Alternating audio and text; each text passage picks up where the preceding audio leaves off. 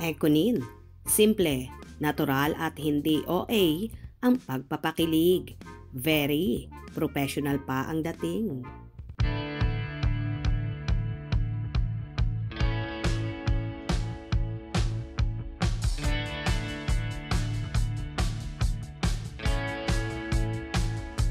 Sa naging duet ng Ekunin ni Janine Gutierrez at Jericho Rosales sa naging guessing nila sa Asap Natin To kamakailan.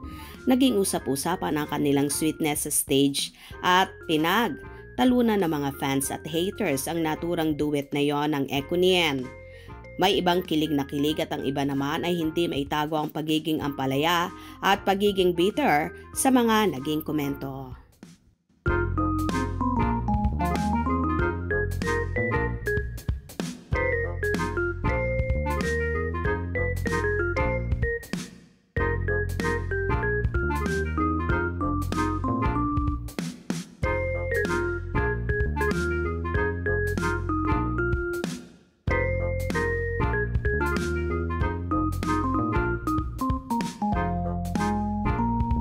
Narito naman ang samot-saring komento na nakakaloka.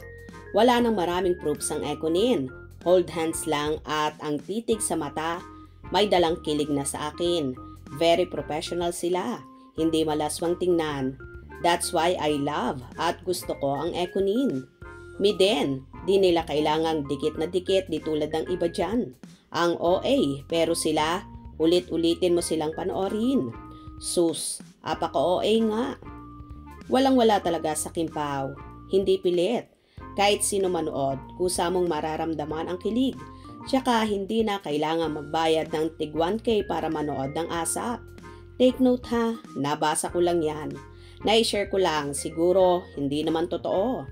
Simple lang silang tingnan, natural, hindi OA at lalong hindi maharot. Di nakakasawang tingnan, yung OA masyado, magpakilig. Gusto ko sila parehas. Mahal ko Ekunin. True ka dyan sis. Simple pero nakakakilig. Formal ba at professional? DOA? Formal. Pero sa personal, panay ang pulupot. Kabago-bago pa lang ina-apply kay Pekto. Yung kilos-kilos din. Huwag magpakipot. Formal ba at professional yon? Hindi na bagay magpakilig sa kanila dahil matanda na sila. Pati mukha. Kaya nga may edad na sila, professional pinapairal, tsaka may dating. Di ka parehas dyan, nakakaumay sa harutan at OA. May edad na rin. Yung idol mo naman, sa personal, maharot, kabago-bago, palaging nakapulupot. Swerte nga ni Pekto may bagong asawa na ulit. Bakit po kayo nagpapasaring sa kabila? Enjoy na lang sa mga idol nyo. Dahil mukhang nasa tamang tao at si Pekto ay may bago na siyang asawa. Ok lang kasi magjowa na tsaka umami naman halata sa kilos at galaw yung Kimpaw, ano na? Swabe lang, walang pakilig na pilit, di maharot. Maharot oy, sa likod ng kamera palaging nakapulupot. Si Kim at Pau maharot sa harap ng kamera, lalo na kung may show sila. Tanda na ng itsura nila, di bagay magpakilig. Natural po nilang galawan yan, di tulad ng iba na napaka-OA at PR po yan sa mga fans ng Ekunin. Kahit OA, bagay naman sa kanila. Opinyon nyo po yan, wala po tayong magagawa kung kinikilig ang fans ng Ekunin. Karapatan din po nila yan at yan sila masaya sa nakikita nila. Ang ganda ng boses ni Janine at Eko, ang ganda ng kanta nila, nakaka-inlove. Ang cute naman ni Janine, ganda ng boses niya. Sana magkaroon siya ng sarili niyang song. Ang lambing ng boses niya, sarap pakinggan. Magsanib pwersa kayo, abisuhan nyo ang Star Cinema. Nagawan siya ng kanta.